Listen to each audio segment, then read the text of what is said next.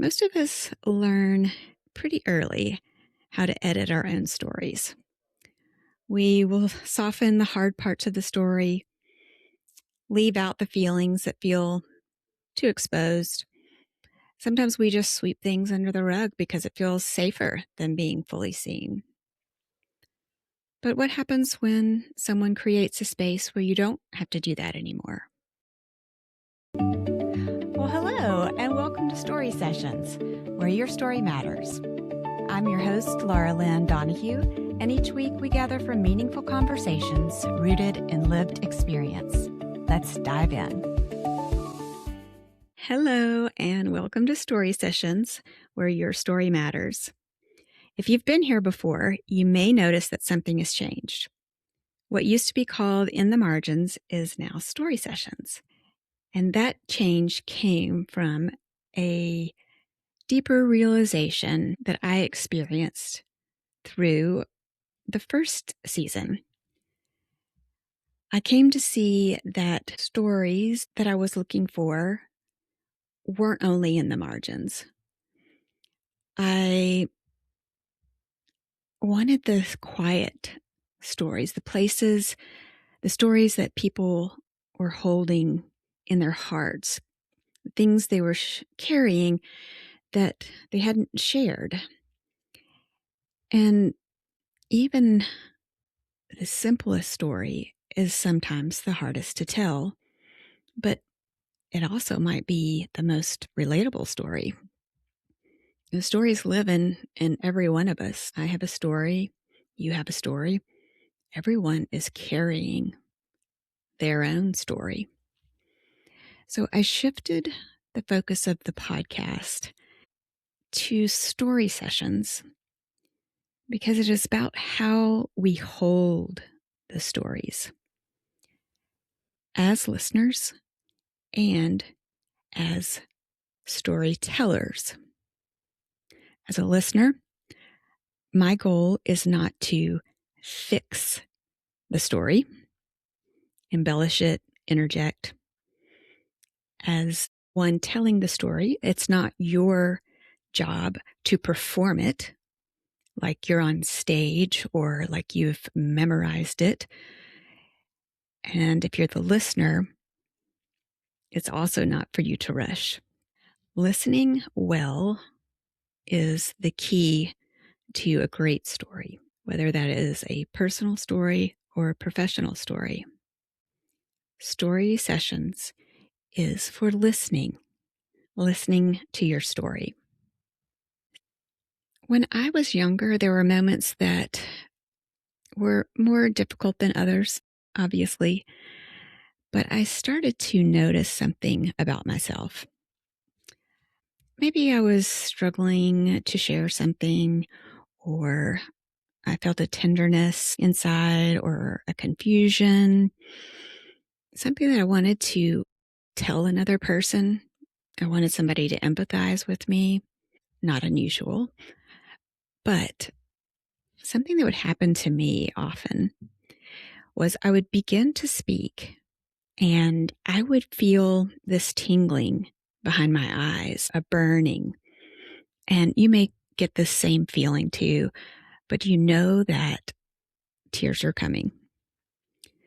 And my younger self did not want to produce tears in front of someone that I was talking to. Because my story, it was important for my story to look good and to be an example. And it wasn't because I didn't want to share deeper feelings, but I was afraid of exposing those stories to someone else because it was difficult. It's not always easy to tell the vulnerable parts of our lives, to share them. And there's not always a safe person to do that. So what I did is I developed a strategy. It's not new to me.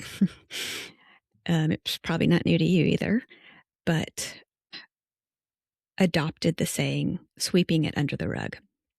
So that's what I would do, is not tell the whole story, put pieces under the rug that just kind of made it a softer experience, maybe, or took some of the vulnerability or the feeling out of it, minimized the feeling. Oh, it's fine.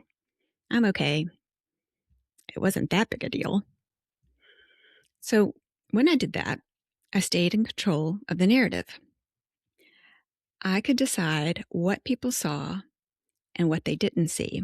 That coping strategy came from past hurts. It was a natural way to protect myself, or a learned pattern for protecting myself. But I did continue that into my adulthood and early relationships, which caused me to maybe keep someone at arm's length.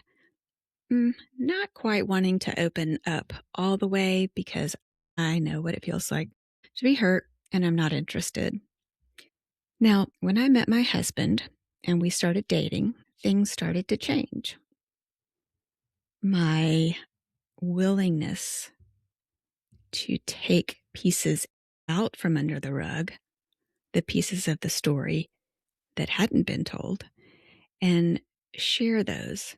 It didn't happen quickly, but Don created a safe place for me to share more deeply. He didn't push too hard, maybe a gentle nudge here or there.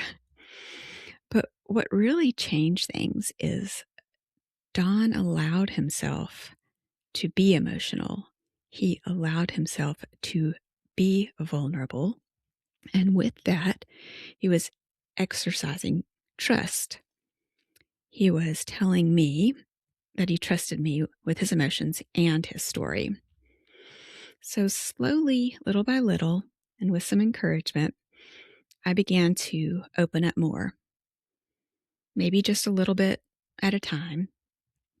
But those moments of vulnerability between the two of us allowed our relationship to grow in ways that really wouldn't have been possible otherwise.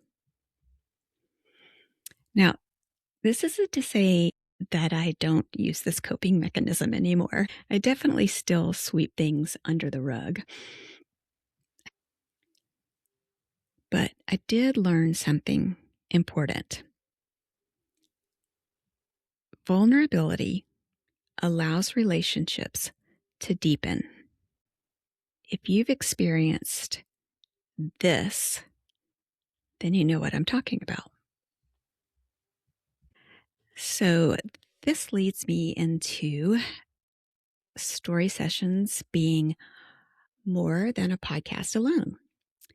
Story Sessions is now a platform. We recently launched StorySessions.live, and this is where individuals, you, your friend, your dad, your mom, you can book a guided story session of your own. You've got a story to tell, and you have someone to listen. Everybody doesn't want to be a guest on a podcast to tell their story. They don't necessarily want to be interviewed, and maybe certainly not in public. But still, you might feel the desire to tell your story. You want to tell it. You don't really know how to tell it. But these story sessions create a thoughtful, supportive space where someone can share their story and have it held with care. That's it, right? How do we hold the story? How do you hold someone else's story? That's what we're practicing in StorySessions.live. While you think that your story needs to be extraordinary, that word's subjective. Your story is extraordinary because it's yours. That's it. Your story doesn't have to be extraordinary to matter. It may not feel like it to you, but I want to tell you this.